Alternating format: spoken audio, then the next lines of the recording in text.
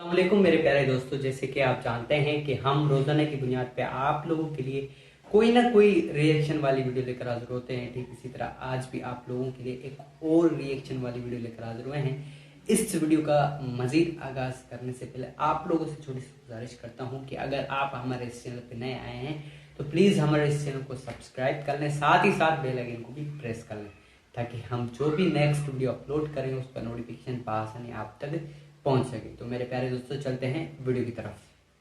बिस्मिल्लाहिर्रहमानिर्रहीम। मेरा नाम BS गुप्ता, मैं एक एडवोकेट हूँ। दो कम्युनिटीज़ जो भारत में रहती हैं जी, दो कम्युनिटीज़ जो भारत में रहती हैं, मेजॉरिटी कम्युनिटी 80% जिसको कहते हैं हिंदूस और 20% मुस्लिम्स, उनके बीच में गलत या सही ये भावना है कि इस्लाम जो फैला था वो तलवार के ज़ोर से फैला था। हिस्टोरिकल फैक्ट है या ये मिथ है कह नहीं सकते, लेकिन क्या ये सच है कि 3000 से 6000 तक हिंदू मंदिरों को गिरा के मस्जिद में बदला गया?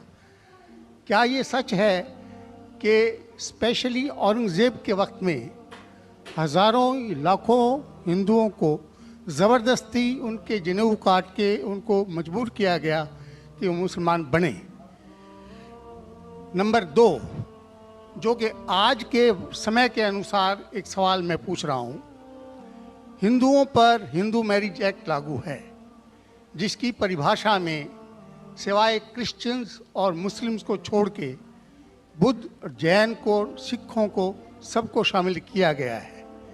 क्या मुसलमानों का ये कहना नहीं बनता कि आप सबको शामिल करते हैं हिंदू मैरिज एक्ट में, इसका नाम बदल के एक ऐसा एक्ट बनाया जाए जो सब पे लागू हो, या इसके अल्टरनेटिवली एक यूनिफॉर्म सिविल कोड जो दोनों धर्मों के अच्छे टेनेट्स को शामिल करे उसको लागू किया जाए?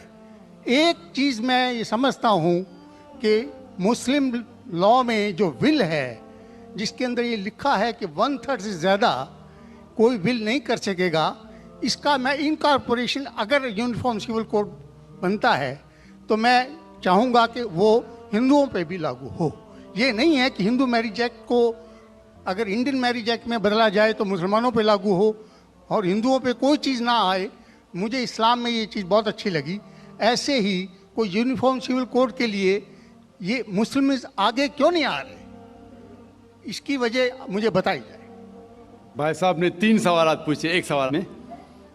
पहला सवाल कि हिस्ट्री से ये पता चलता है कि इस्लाम तलवार के ज़ोर पे फैला कि नहीं, लेकिन ये मुझसे पूछ रहे क्या ये हकीकत नहीं है कि 3000 से ज़्यादा मंदिरें गिराई गई थी और मस्जिद बनाए गए और बहुत से लोगों का कत्ल किया गया? ये बिल्कुल गलत है, अफवाह है। ये मैं कह सकता हूँ कि कुछ मंदिरें शायद गिराई गई होंगी, इससे मैंने कहा तो एक भी मंदिर नहीं गिराई गई। हो सकता है कि कुछ मुसलमान अपने आप को जो मुसलमान कहते हैं उनने आके कुछ मंदिरों को गिराया होगा और मस्जिद बनाया होगा, हो सकता है। लेकिन ये कहना कि 3000 से 6000 मंदिर गिराए गए, ये बिल्कुल अफवाह है, बिल्कुल गलत है, बेबुनियाद है, बिल्कुल बेबुनियाद है। कुछ मुसलमान राजाओं ने गलत काम किए होंगे, उससे आप इस्लाम को दोषी नहीं ठहरा सकते। अगर हिटलर ने 60 लाख यहूदी को जिंदा जलाया तो मैं कह सकता हूं कि क्रिश्चियनिटी खराब है? बिल्कुल बेबुनियाद है, वो हिटलर ने किया, बाइबल में तो ही लिखा है कि जलाना चाहिए। इसी तरीके से ये खाली अफवाह है। कुछ मंदिरों को शायद गिराया गया होगा, मैं ये नहीं कहता कि नहीं गिराया गया, लेकिन उसको छोटी चीज़ को लेके उछाला जाता है मीडिया में और किताबें लिखी जाती है। आप देखो टीपू सुल्तान के खिलाफ आ गए। आज भी आप जाएंगे मैसूर के अंदर, उसके आजू बाजू आप देखेंगे तो टीपू सुल्तान के जो आंगन के अंदर है उसके अंदर मंदिर है। अगर आप ये कहते सच है कि 3000 से 6000 मंदिर को गिराया गया था तो आप कैसा जिंदा बचे? आप कह रहे थे हजारों लोगों को कत्ल किया गया, आप कैसे जिंदा बचे? आप जिंदा बचे ये शहादत दे रहा है कि मुसलमान तलवार के जोर पे नहीं फैला। अगर ये सच होता था, आपने कहा हजारों लोगों का कत्ल किया, कुछ लोग का शायद कत्ल किया जाएगा। देखो, हर मजहब में there are black ships in every community.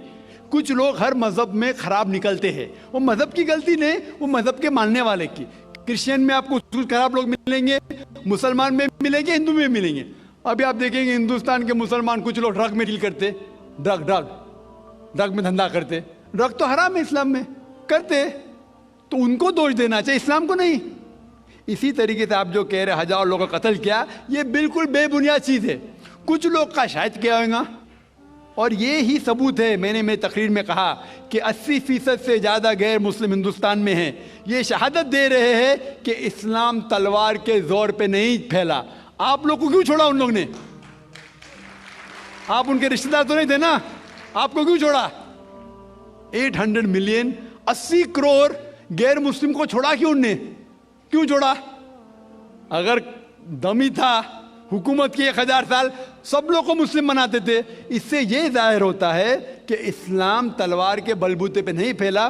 कई लोग, कई गैर मुस्लिम इस्लाम से मुतासिर होके उन्होंने इस्लाम कबूल किया।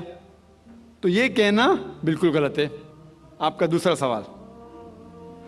सवाल कि हमें क्या करना चाहिए? ये अलहदा लॉ नहीं होना चाहिए, सब एक ही कॉमन सिविल कोड होना चाहिए, और सब मजहब की अच्छी चीजें लेके कॉमन सिविल कोड करना चाहिए। मैं आपके बिल्कुल साथ हूं। बाकी मुसलमान शायद आपके खिलाफ होंगे, मैं आपके साथ हूं। क्यों मैं साथ हूं आपके? पहला चीज, हम मुसलमान अगर दिगर मजहब के बारे में जानेंगे, कभी कॉमन सिविल कोड की बात आती, सबसे ज्यादा नारा मुसलमान गलत है। यह मुमकिन ही नहीं है, क्योंकि हिंदुस्तान में हिंदू मजहब के कितने फिरके हैं, यह मुमकिन ही नहीं है।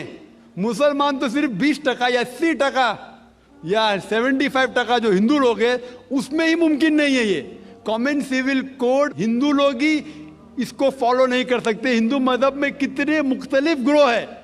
एक कहता है कि बेटी को जाना चाहिए, एक कहता है बेटे को जाना जायदाद, एक कहता है कि जितनी खेती है वो नहीं जा सकती बेटी को, दूसरा ग्रोह कहता है। कितने मुख्तलिफ ग्रोह है, हजारों। ये मुमकिन ही नहीं है पास होना, मुमकिन ही नहीं। मैं कहता हूं ये अफसोस की बात है कि हम मुसलमान जानते ही नहीं, हमको आवाज करने की जरूरत ही नहीं है। ये खाली हमें छेड़ रहे हैं। क्या कर रहे? छेड़ रहे हैं और हम उकसा जाते। Point number 1। पॉइंट नंबर 2, मान लो आप लोग कबूल करते हैं कि कॉमन सिविल कोड होना चाहिए। आपने क्या कहा कि सारे धर्मों की अच्छी बात को लेना चाहिए। बिल्कुल सही। मेरा पहला सवाल, आप इस्लाम में एक चीज बताओ जो इंसानियत के खिलाफ है, तो हम निकाल देंगे उसको।